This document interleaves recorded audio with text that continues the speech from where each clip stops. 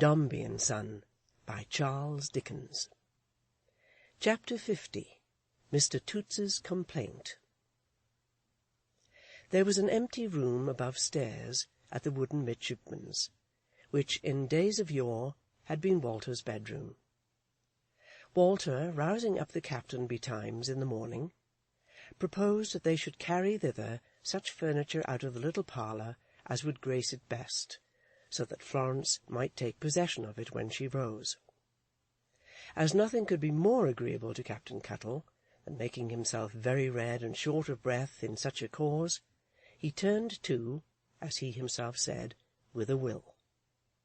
And in a couple of hours this garret was transformed into a species of land cabin, adorned with all the choicest movables out of the parlour, inclusive even of the Tartar frigate, which the captain hung up over the chimney-piece with such extreme delight that he could do nothing for half an hour afterwards but walk backwards from it, lost in admiration. The captain could be induced by no persuasion of Walter's to wind up the big watch, or to take back the canister, or to touch the sugar-tongs and teaspoons. "No, no, my lad," was the captain's invariable reply to any solicitation of the kind. "I've made that there little property over gently." These words he repeated with great unction and gravity, evidently believing that they had the virtue of an Act of Parliament, and that unless he committed himself by some new admission of ownership, no flaw could be found in such a form of conveyance. It was an advantage of the new arrangement that, besides the greater seclusion it afforded Florence, it admitted of the midshipman being restored to his usual post of observation, and also of the shop shutters being taken down. The latter ceremony, however little importance the unconscious captain attached to it, was not wholly superfluous, for on the previous day so much excitement had been occasioned in the neighbourhood by the shutters remaining unopened, that the instrument-maker's house had been honoured with an unusual share of public observation, and had been intently stared at from the opposite side of the way by groups of hungry gazers at any time between sunrise and sunset. The idlers and vagabonds had been particularly interested in the captain's fate, constantly grovelling in the mud to apply their eyes to the cellar grating, under the shop window, and delighting their imaginations with the fancy that they could see a piece of his coat as he hung in a corner, though this settlement of him was stoutly disputed by an opposite faction, who were of opinion that he lay murdered with a hammer on the stairs. It was not without exciting some discontent, therefore, that the subject of these rumours was seen early in the morning standing at his shop door as hale and hearty as if nothing had happened, and the beadle of that quarter, a man of an ambitious character, who had expected to have the distinction of being present at the breaking open of the door and of giving evidence in full uniform before the coroner, went so far as to say to an opposite neighbour that the chap in the glazed hat had better not try it on there, without more particularly mentioning what, and further that he, the beadle, would keep his eye upon him. "Captain Cuttle," said Walter, musing, when they stood resting from their labours at the shop door, looking down the old familiar street, it being still early in the morning, "nothing at all of Uncle Sol in all that time?" "Nothing at all, my lad," replied the captain, shaking his head. "Gone in search of me? Dear kind old man," said Walter, "yet never write to you. But why not? He says in effect in this packet that you gave me," taking the paper from his pocket, which had been opened in the presence of the enlightened Bunsby, "that if you never hear from him before opening it, you may believe him dead. Heaven forbid! But you would have heard of him, even if he were dead. Someone would have written, surely, by his desire, if he could not, and have said, 'On such a day there died in my house,' or 'under my care,' or so forth, Mr. Solomon Gills of London, who left this last remembrance and this last request to you." The captain, who had never climbed to such a clear height of probability before, was greatly impressed by the wide prospect it opened, and answered with a thoughtful shake of his head, "Well said, my lad, very well said." "I have been thinking of this, or, at least," said Walter, colouring, "I have been thinking of one thing and another all through a sleepless night, and I cannot believe, Captain Cuttle, but that my Uncle Sol, Lord bless him, is alive and will return. I don't so much wonder at his going away, because, leaving out of consideration that spice of the marvellous which was always in his character, and his great affection for me, before which every other consideration of his life became nothing, as no one ought to know so well as I, who had the best of fathers in him." Walter's voice was indistinct and husky here, and he looked away along the street. "Leaving that out of consideration, I say, I have often read and heard of people who, having some near and dear relative who was supposed to be shipwrecked at sea, have gone down to live on that part of the seashore where any tidings of the missing ship might be expected to arrive, though only an hour or two sooner than elsewhere, or have even gone upon her track to the place whither she was bound, as if their going would create intelligence.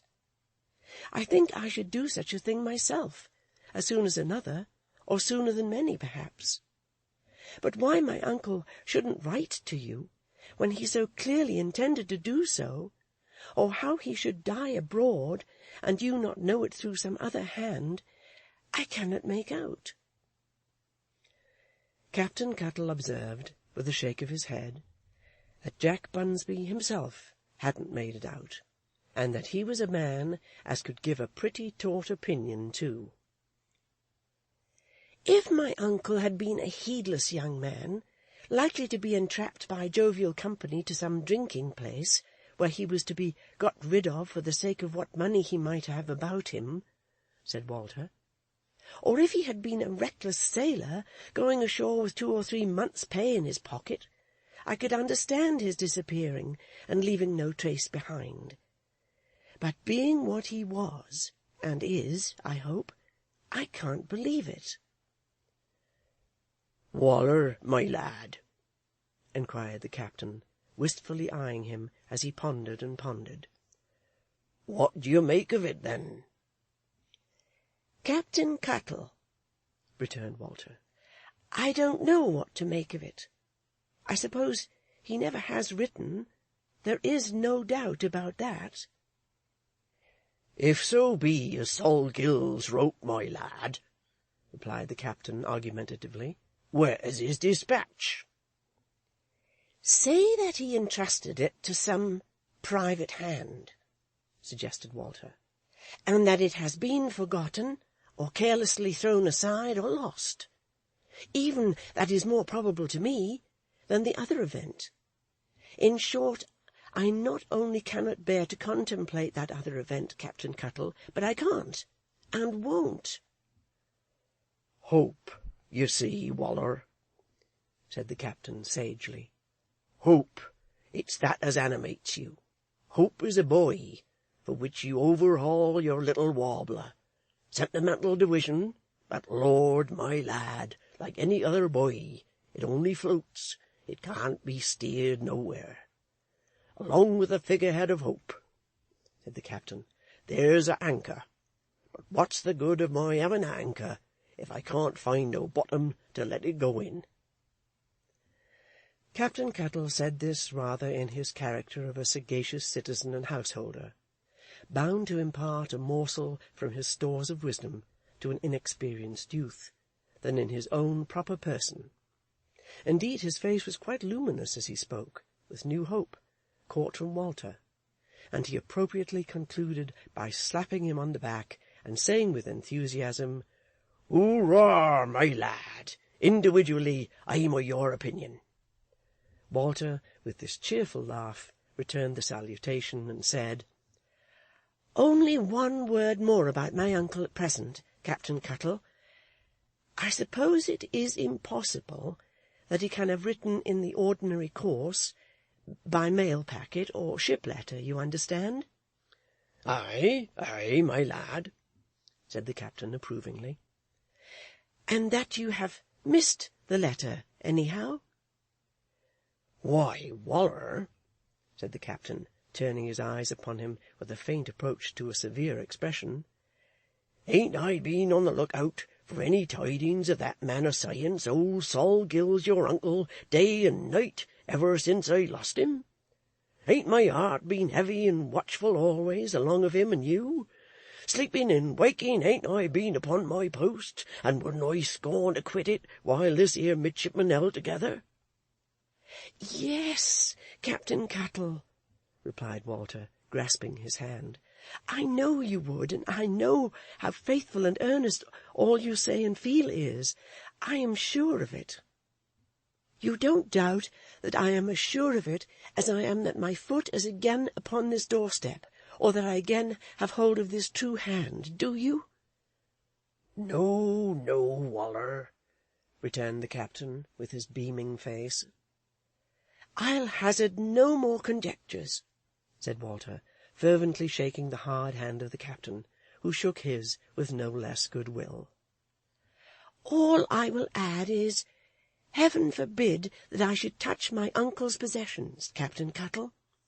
Everything that he left here shall remain in the care of the truest of stewards and kindest of men, and if his name is not Cuttle, he has no name. Now, best of friends, about Miss Dombey."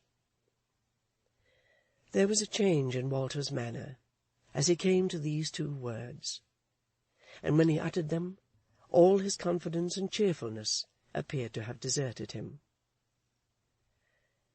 "I thought, before Miss Dombey stopped me when I spoke of her father last night," said Walter, "you remember how?"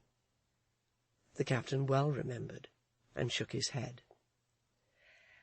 "I thought," said Walter, "before that we had but one hard duty to perform, and that it was to prevail upon her to communicate with her friends and to return home." The captain muttered a feeble "awast," or a "stand by," or something or other, equally pertinent to the occasion, but it was rendered so extremely feeble by the total discomfiture with which he received this announcement, that what it was is mere matter of conjecture. "But," said Walter, "that is over. I think so no longer. I would sooner be put back again upon that piece of wreck on which I have so often floated since my preservation, in my dreams, and there left to drift and drive and die." "Hurrah, my lad!" exclaimed the captain in a burst of uncontrollable satisfaction. "Hurrah! Hurrah! Hurrah!" "To think that she, so young, so good and beautiful," said Walter, "so delicately brought up and born to such a different fortune, should strive with the rough world. But we have seen the gulf that cuts off all behind her, though no one but herself can know how deep it is, and there is no return." Captain Cuttle, without quite understanding this, greatly approved of it, and observed in a tone of strong corroboration that the wind was quite abaft. "She ought not to be alone here, ought she, Captain Cuttle?" said Walter anxiously. "Well, my lad," replied the captain, after a little sagacious consideration, "I don't know. You being here to keep her company, you see, and you two being jointly—" "Dear Captain Cuttle," remonstrated Walter, "I being here, Miss Dombey, in her guileless innocent heart, regards me as her adopted brother, but what would the guile and guilt of my heart be if I pretended to believe that I had any right to approach her familiarly in that character, if I pretended to forget that I am bound, in honour, not to do it?" "Waller, my lad," hinted the captain, with some revival of his discomfiture, "ain't there no other character as—" "Oh," returned Walter, "would you have me die in her esteem, in such esteem as hers, and put a veil between myself and her angel's face for ever, by taking advantage of her being here for refuge, so trusting and so unprotected, to endeavour to exalt myself into her lover? What do I say? There is no one in the world who would be more opposed to me, if I could do so, than you." "Waller, my lad," said the captain, drooping more and more, "providing as there is any just cause or impediment why two persons should not be jined together in the house of bondage, for which you'll overhaul the place and make a note, I hope I should declare it as promised and wowed in the banns. So there ain't no other character, ain't there, my lad?" Walter briskly waved his hand in the negative. "Well, my lad," growled the captain slowly, "I won't deny but what I find myself wery much down by the head along of this here, or but what I've gone clean about. But as to Lady Lass, Waller, mind you, what's respect and duty to her is respect and duty in my articles, howsomever disappointing. And therefore I follows in your wake, my lad, and feel as you are, no doubt, acting up to yourself. And there ain't no other character, ain't there?" said the captain, musing over the ruins of his fallen castle with a very despondent face. "Now, Captain Cuttle," said Walter, starting a fresh point with a gayer air to cheer the captain up. But nothing could do that. He was too much concerned. "I think we should exert ourselves to find someone who would be a proper attendant for Miss Dombey while she remains here, and who may be trusted. None of her relations may. It's clear Miss Dombey feels that they are all subservient to her father. What has become of Susan?" "The young woman," returned the captain, "it's my belief as she was sent away again the will of heart's delight. I made a signal for her when Lady Lass first come, and she rated of her wery high, and said she had been gone a long time." "Then," said Walter, "do you ask Miss Dombey where she's gone, and we'll try to find her. The morning's getting on. Miss Dombey will soon be rising. You are her best friend. Wait for her upstairs, and leave me to take care of all down here." The captain, very crestfallen indeed, echoed the sigh with which Walter said this, and complied. Florence was delighted with her new room, anxious to see Walter, and overjoyed at the prospect of greeting her old friend Susan. But Florence could not say where Susan was gone, except that it was in Essex, and no one could say, she remembered, unless it were Mr. Toots. With this information the melancholy captain returned to Walter, and gave him to understand that Mr. Toots was the young gentleman whom he had encountered on the doorstep, and that he was a friend of his, and that he was a young gentleman of property, and that he hopelessly adored Miss Dombey.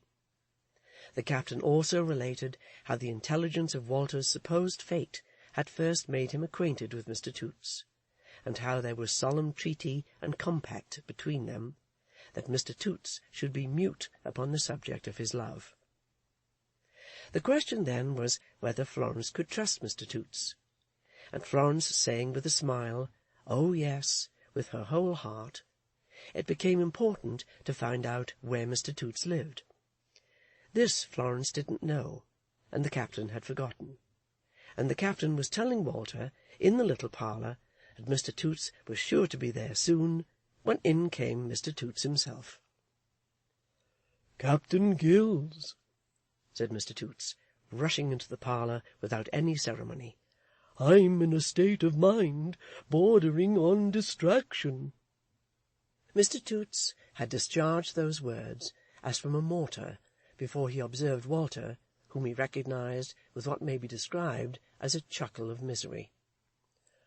"You'll excuse me, sir," said Mr. Toots, holding his forehead, "but I'm at present in that state that my brain is going, if not gone, and anything approaching to politeness in an individual so situated would be a hollow mockery.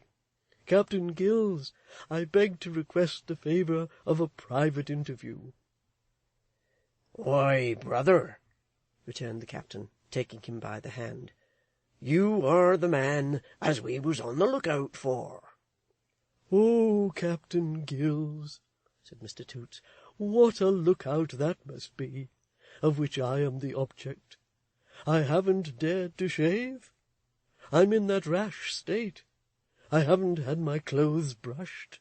My hair is matted together. I told the chicken that if he offered to clean my boots, I'd stretch him a corpse before me." All these indications of a disordered mind were verified in Mr. Toots's appearance, which was wild and savage. "See here, brother," said the captain, "this here's old Sol Gills's nevy Waller, him as was supposed to have perished at sea." Mr. Toots took his hand from his forehead and stared at Walter.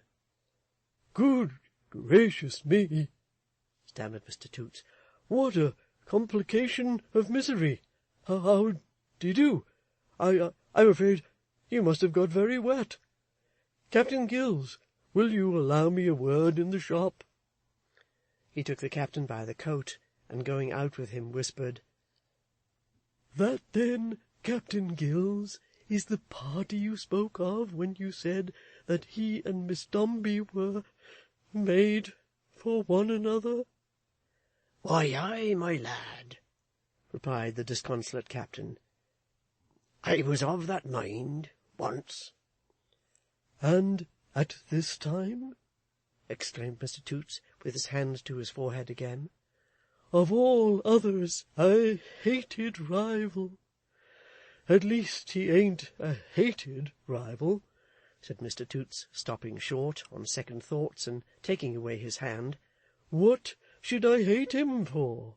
No, if my affection has been truly disinterested, Captain Gills, let me prove it now."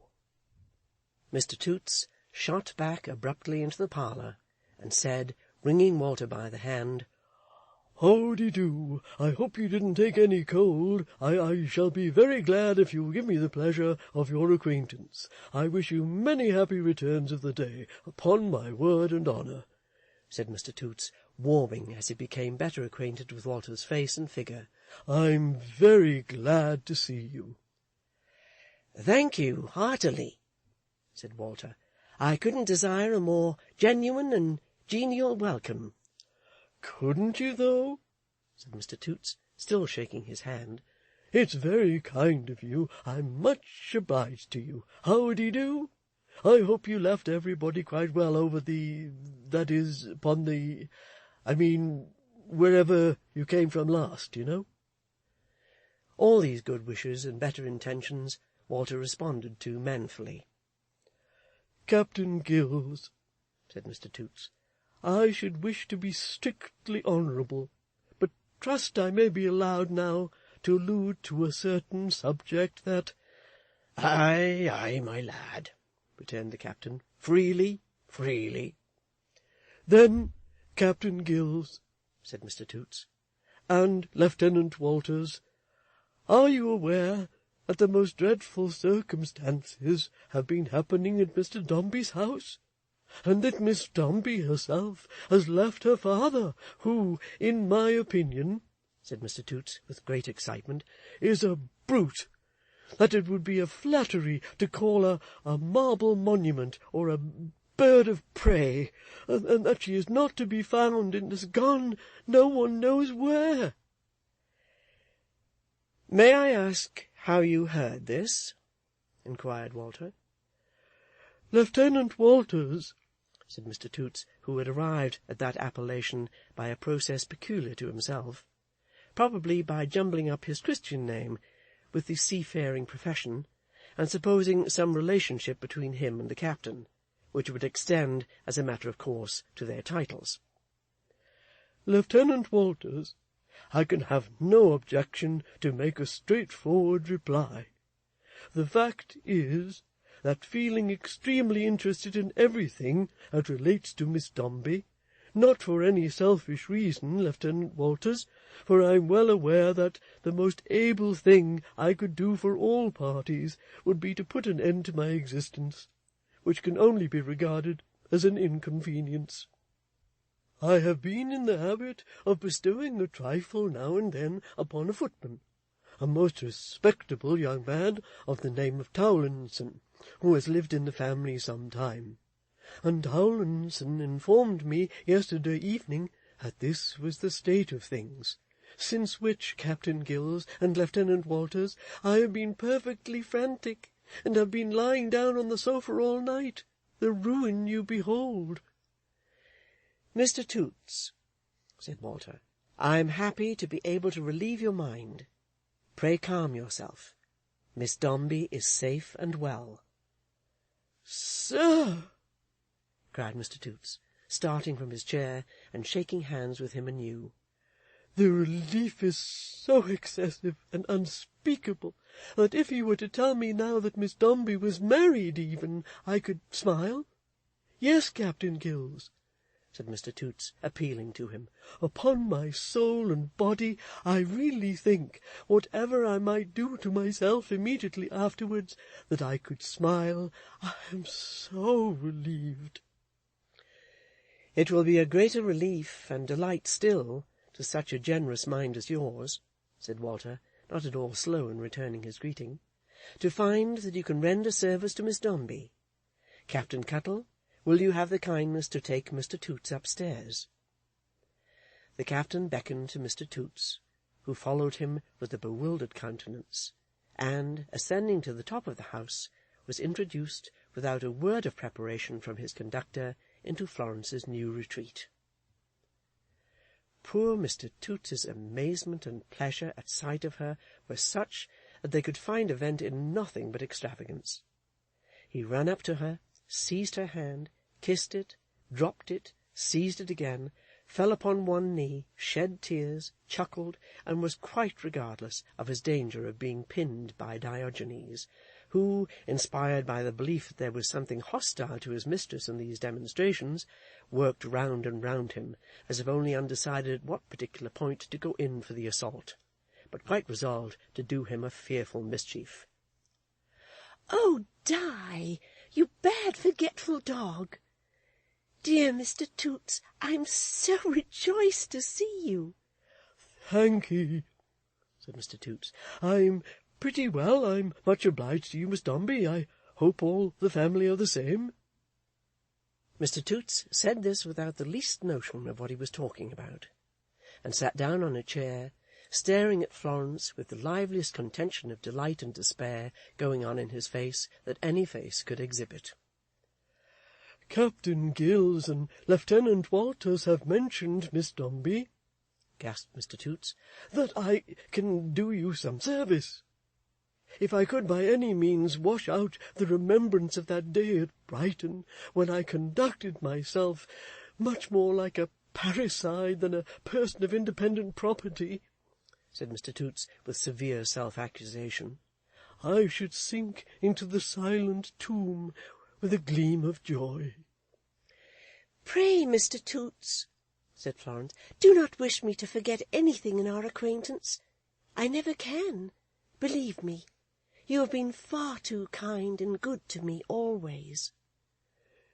"Miss Dombey," returned Mr. Toots, "your consideration for my feelings is a part of your angelic character. Thank you 1,000 times. It's of no consequence at all." "What we thought of asking you," said Florence, "is whether you remember where Susan, whom you were so kind as to accompany to the coach-office when she left me, is to be found." "Why, I do not certainly, Miss Dombey," said Mr. Toots, after a little consideration, "remember the exact name of the place that was on the coach. and I do recollect that she said she was not going to stop there, but was going farther on.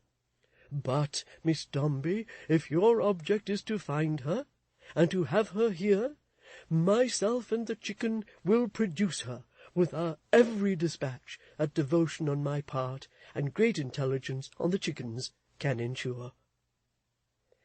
Mr. Toots was so manifestly delighted and revived by the prospect of being useful, and the disinterested sincerity of his devotion was so unquestionable, that it would have been cruel to refuse him. Florence, with an instinctive delicacy, forbore to urge the least obstacle, though she did not forbear to overpower him with thanks, and Mr. Toots proudly took the commission upon himself for immediate execution. "Miss Dombey," said Mr. Toots, touching her proffered hand with a pang of hopeless love visibly shooting through him and flashing out in his face, "good-bye. Allow me to take the liberty of saying that your misfortunes make me perfectly wretched, and that you may trust me next to Captain Gills himself. I am quite aware, Miss Dombey, of my own deficiencies. They are not of the least consequence, thank you. But I am entirely to be relied upon, I do assure you, Miss Dombey." With that Mr. Toots came out of the room, again accompanied by the captain, who, standing at a little distance, holding his hat under his arm and arranging his scattered locks with his hook, had been a not uninterested witness of what passed. And when the door closed behind them, the light of Mr. Toots's life was darkly clouded again. "Captain Gills," said that gentleman, stopping near the bottom of the stairs and turning round, "to tell you the truth, I am not in a frame of mind at the present moment in which I could see Lieutenant Walters with that entirely friendly feeling towards him that I should wish to harbour in my breast. We cannot always command our feelings, Captain Gills, and I should take it as a particular favour if you'd let me out at the private door." "Brother," returned the captain, "you shall shape your own course. Whatever course you take is plain and seamanlike, I'm wery sure." "Captain Gills," said Mr. Toots, "you are extremely kind. Your good opinion is a consolation to me. There is one thing," said Mr. Toots, standing in the passage behind the half-opened door, "that I hope you bear in mind, Captain Gills, and that I should wish Lieutenant Walters to be made acquainted with. I have quite come into my property now, you know, and I don't know what to do with it. If I could be at all useful in a pecuniary point of view, I should glide into the silent tomb with ease and smoothness." Mr. Toots said no more, but slipped out quietly and shut the door upon himself, to cut the captain off from any reply. Florence thought of this good creature, long after he had left her, with mingled emotions of pain and pleasure. He was so honest and warm-hearted, that to see him again and be assured of his truth to her in her distress was a joy and comfort beyond all price. But for that very reason it was so affecting to think that she caused him a moment's unhappiness, or ruffled by a breath the harmless current of his life, that her eyes filled with tears and her bosom overflowed with pity.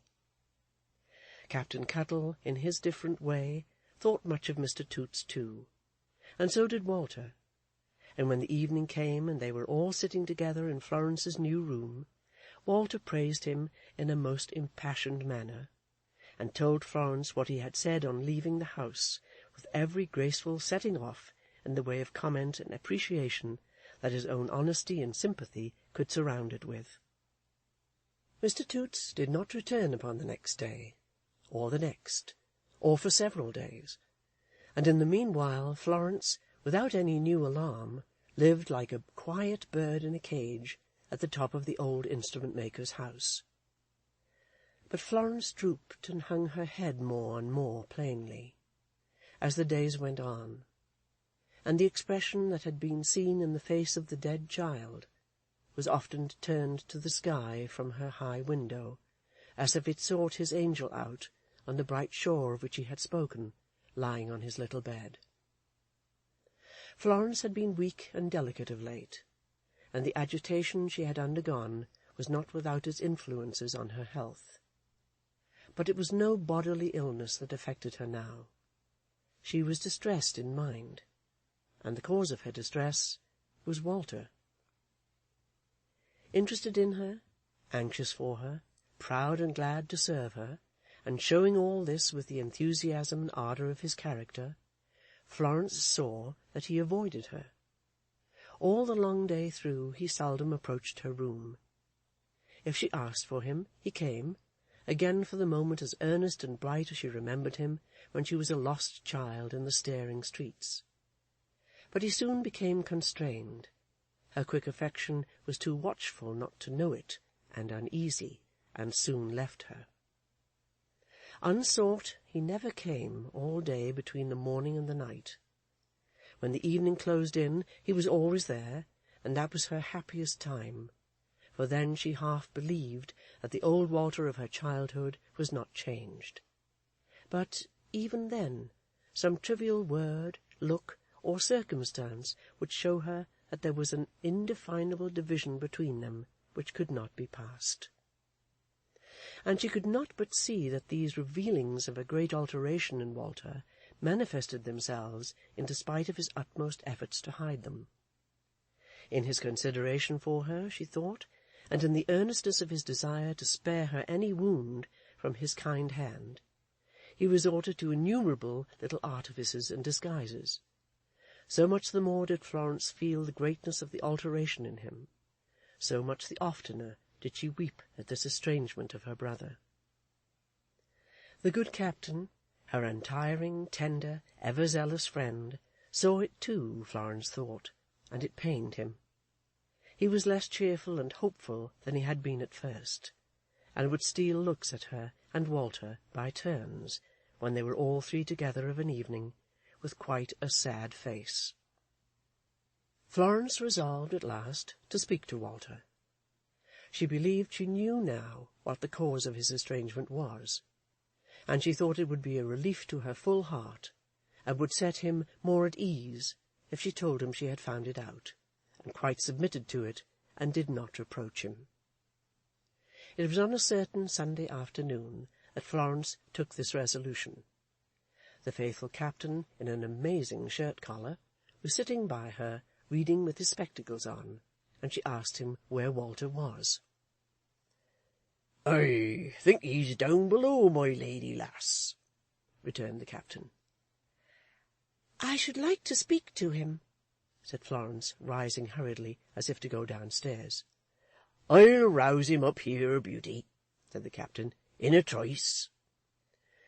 Thereupon the captain, with much alacrity, shouldered his book, for he made it a point of duty to read none but very large books on a Sunday, as having a more staid appearance, and had bargained years ago for a prodigious volume at a bookstall, 5 lines of which utterly confounded him at any time, insomuch that he had not yet ascertained of what subject it treated, and withdrew. Walter soon appeared. "Captain Cuttle tells me, Miss Dombey," he eagerly began on coming in, but stopped when he saw her face. "You are not so well to-day. You look distressed. You have been weeping." He spoke so kindly, and with such a fervent tremor in his voice, that the tears gushed into her eyes at the sound of his words. "Walter," said Florence gently, "I am not quite well, and I have been weeping. I want to speak to you." He sat down opposite to her, looking at her beautiful and innocent face, and his own turned pale, and his lips trembled. "You said, upon the night when I knew that you were saved, and, oh, dear Walter, what I felt that night, and what I hoped." He put his trembling hand upon the table between them, and sat looking at her. "That I was changed. I was surprised to hear you say so, but I understand now that I am. Don't be angry with me, Walter. I was too much overjoyed to think of it then." She seemed a child to him again. It was the ingenuous, confiding, loving child he saw and heard, not the dear woman at whose feet he would have laid the riches of the earth. "You remember the last time I saw you, Walter, before you went away?" He put his hand into his breast and took out a little purse. "I have always worn it round my neck. If I had gone down in the deep, it would have been with me at the bottom of the sea." "And you will wear it still, Walter, for my old sake?" "Until I die." She laid her hand on his, as fearlessly and simply as if not a day had intervened since she gave him the little token of remembrance. "I am glad of that. I shall be always glad to think so, Walter. Do you recollect that a thought of this change seemed to come into our minds at the same time that evening when we were talking together?" "No," he answered in a wondering tone. "Yes, Walter. I had been the means of injuring your hopes and prospects even then. I feared to think so then, but I know it now. If you were able then, in your generosity, to hide from me that you knew it too, you cannot do so now, although you try as generously as before. You do. I thank you for it, Walter, deeply, truly, but you cannot succeed.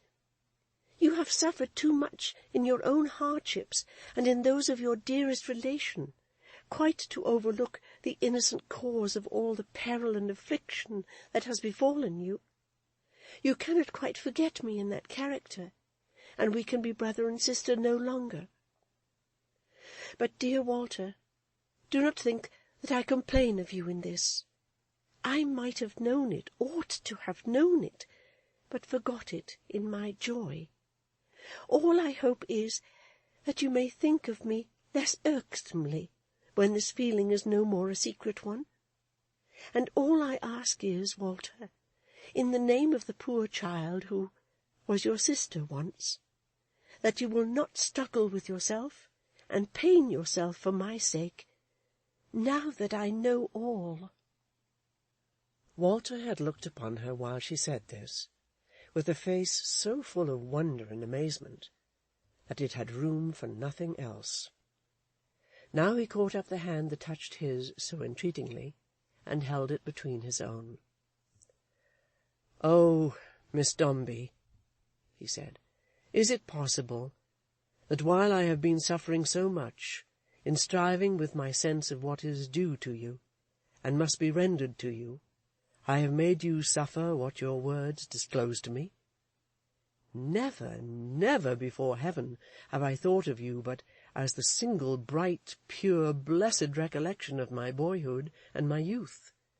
Never have I from the first, and never shall I to the last, regard your part in my life but as something sacred, never to be lightly thought of, never to be esteemed enough, never, until death, to be forgotten. Again to see you look and hear you speak, as you did on that night when we parted, is happiness to me that there are no words to utter, and to be loved and trusted as your brother is the next gift I could receive and prize." "Walter," said Florence, looking at him earnestly, but with a changing face, "what is that which is due to me, and must be rendered to me, at the sacrifice of all this?" "Respect," said Walter in a low tone. "Reverence." The colour dawned in her face, and she timidly and thoughtfully withdrew her hand, still looking at him with unabated earnestness. "I have not a brother's right," said Walter. "I have not a brother's claim. I left a child. I find a woman." The colour overspread her face. She made a gesture as if of entreaty that he would say no more, and her face dropped upon her hands. They were both silent for a time, she weeping. "I owe it to a heart so trusting, pure, and good," said Walter, "even to tear myself from it, though I rend my own, how dare I say it is my sister's?" She was weeping still.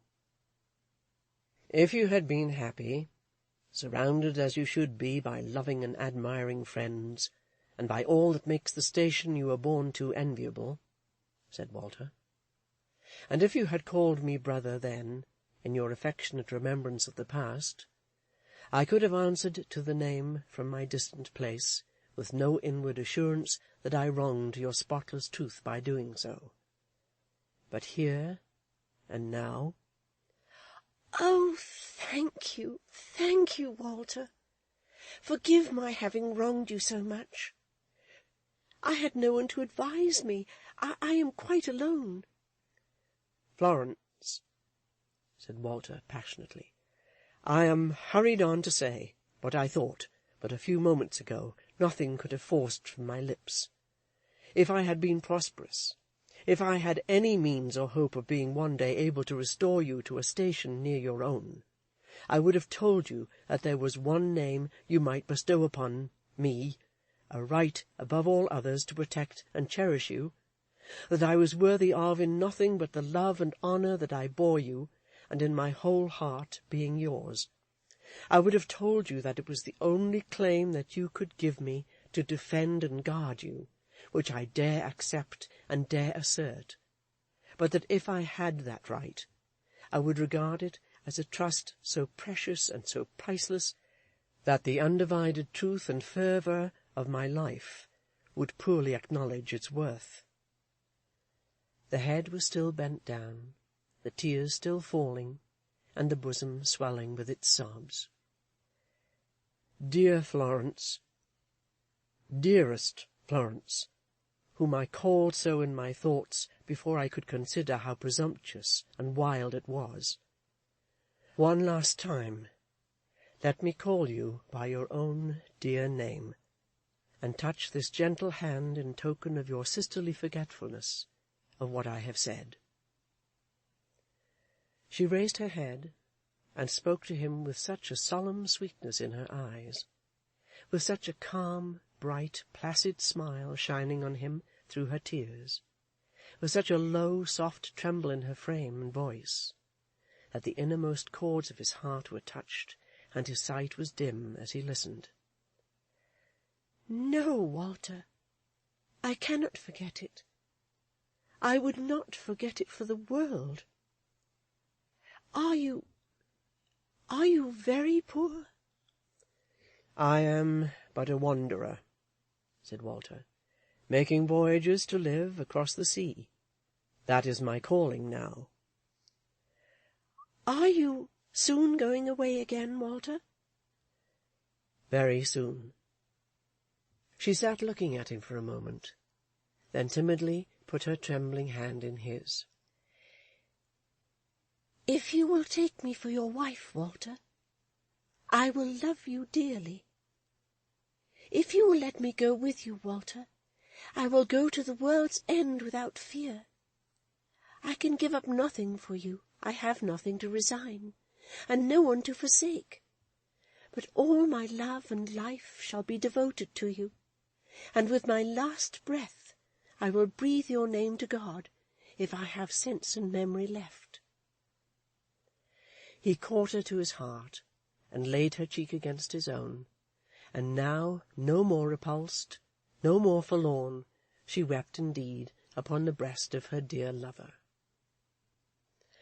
Blessed Sunday bells, ringing so tranquilly in their entranced and happy ears, blessed Sunday peace and quiet, harmonizing with the calmness in their souls, and making holy air around them, blessed twilight stealing on, and shading her so soothingly and gravely as she falls asleep like a hushed child upon the bosom she has clung to.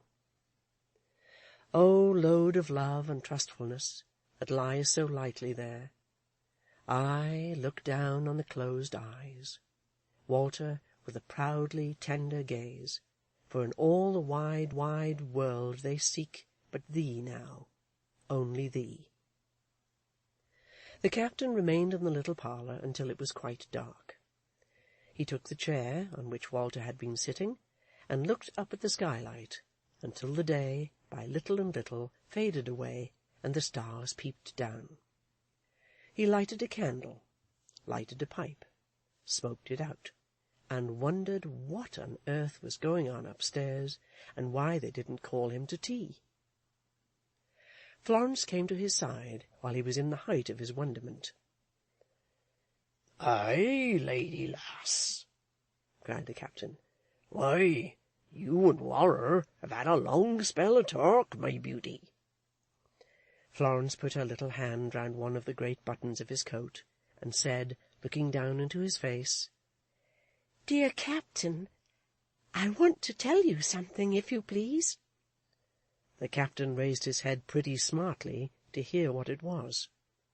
Catching by this means a more distinct view of Florence, he pushed back his chair, and himself with it, as far as they could go.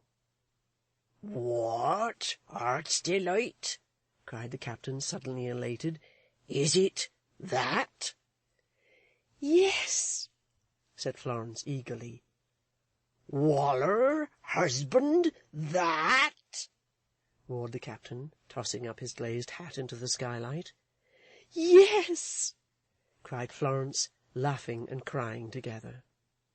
The captain immediately hugged her, and then, picking up the glazed hat and putting it on, drew her arm through his, and conducted her upstairs again, where he felt that the great joke of his life was now to be made.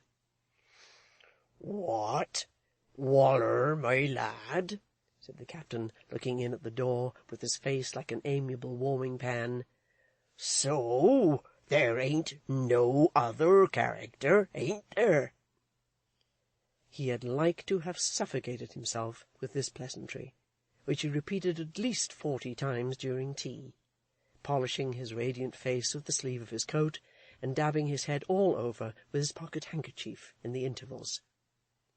But he was not without a graver source of enjoyment to fall back upon, when so disposed, for he was repeatedly heard to say, in an undertone, as he looked with ineffable delight at Walter and Florence, "Ed'ard Cuttle, my lad, you never shaped a better course in your life than when you made that there little property over giantly."